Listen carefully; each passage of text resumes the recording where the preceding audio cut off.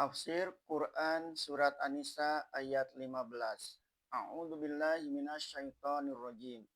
Wallati ya'tinal fahisyata min nisaikum fastashhidu 'alaihinna arba'atan minkum.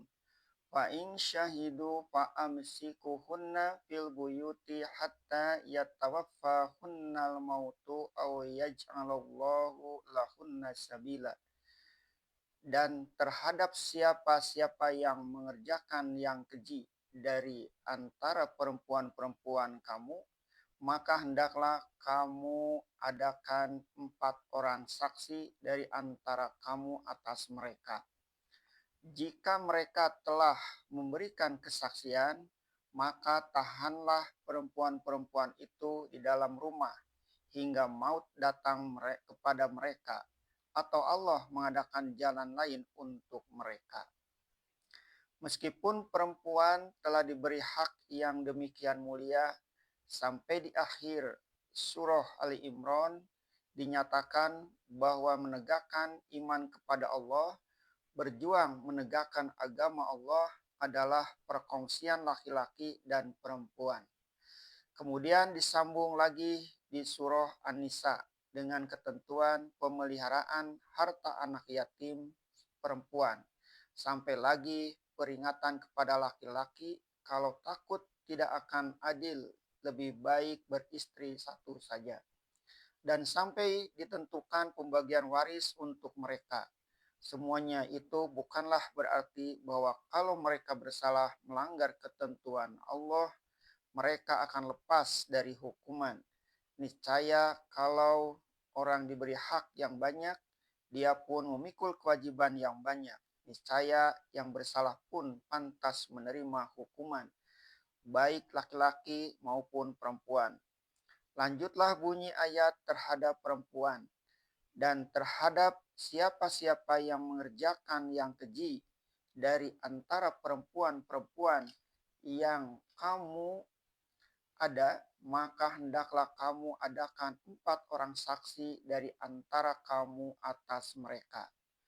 Bukan hal yang mustahil bahwa mereka berbuat kesalahan yang keji dan jelek. Akan tetapi sungguh pun demikian, main tuduh saja bahwa perempuan berbuat keji tidaklah boleh. Hendaklah diadakan 4 saksi yang membuktikan dengan mata kepala sendiri bahwa mereka benar-benar berbuat keji. Apakah yang dimaksud dengan fahsya atau fahisyah? Arti yang biasa kita pakai ialah keji atau disebut juga nista. Keji dan fahsya, apakah yang dimaksud di sini? Sehingga sudah sampai disebut keji. Kata sebagian besar ulama tafsir yang dimaksud berbuat keji di ayat ini adalah zina. Mereka kuatkan pendapat ini untuk menjelaskan bahwa bukan laki-laki yang menzinai perempuan saja yang wajib kena hukuman, terutama perempuannya pun dihukum. Akan tetapi hendaklah cukup sampai 4 orang yang menyaksikan, baru dia boleh dihukum. Jika mereka telah memberikan kesaksian, yaitu saksi yang berempat itu, maka tahanlah perempuan-perempuan itu di dalam rumah hingga maut datang kepada mereka, atau Allah mengadakan jalan lain untuk mereka. Kata ahli-ahli tafsir tadi, berbuat keji itu ialah berbuat zina. Akan tetapi, kata mereka pula, ayat ini telah mansukh, telah dihapuskan hukumannya oleh hukuman zina rajam yang disebutkan di dalam surah An-Nur. Jadi, kata mereka, sebelum ayat ini turun, hukuman perempuan berzina ialah tahanan rumah sampai mati. Tidak boleh keluar sampai sama sekali, kecuali kalau kelihatan mereka telah benar-benar tobat, baru dapat dikeluarkan. Tetapi penafsir Abu Muslim Al-Isbahani berpendapat mengganjil atau menyimpang dari pendapat jumhur itu.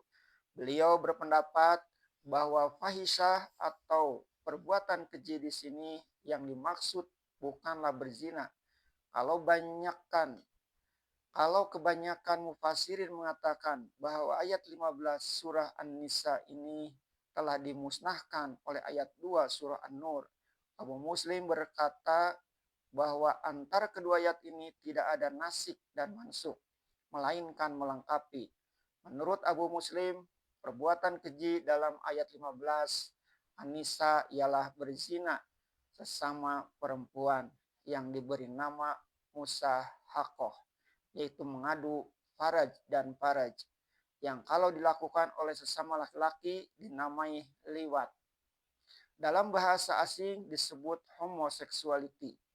Menurut penyelidikan ahli-ahli ilmu jiwa, laki-laki atau perempuan-perempuan yang sudah ketagihan dengan perbuatan yang keji ini adalah orang yang telah abnormal. Artinya jiwanya sudah tidak beres lagi. Sehingga perempuan tidak merasa senang lagi berhubungan dengan laki-laki. Lebih senang dengan sesama perempuan. Laki-lakinya pun demikian pula. Perempuan yang ditimpa penyakit ini, kalau dia telah bersuami, tidak memedulikan suaminya lagi. Hal ini lekas berkesan pada perangainya. Dia lebih suka berjalan berdua-dua dengan kekasihnya sesama perempuan, mandi berdua-dua, dan tidur berdua-dua. Menurut Abu Muslim, kalau tanda-tanda ini telah ada, hendaklah diintip oleh 4 orang saksi sampai kedapatan mereka berbuat perbuatan yang keji itu. Kalau sudah kedapatan, hendaklah perempuan itu dihukum, yaitu dikurung dalam rumahnya. Tidak boleh keluar-keluar lagi, biar sampai dia mati terbenam untuk selama-lamanya di dalam rumah.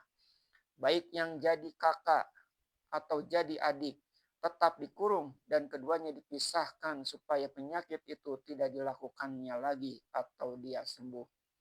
Beginilah pendapat Abu Muslim, atau Allah mengadakan bagi mereka jalan keluar.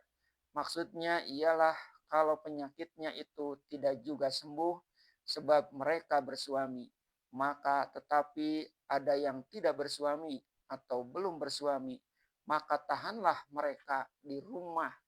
Moga-moga sampai sembuh, dan kalau mereka sudah kembali normal, nikahkanlah dia dengan baik. Inilah jalan keluar dari kurungan rumah.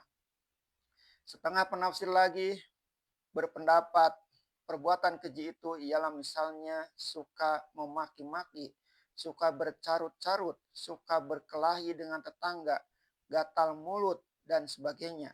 Kurung mereka di rumah.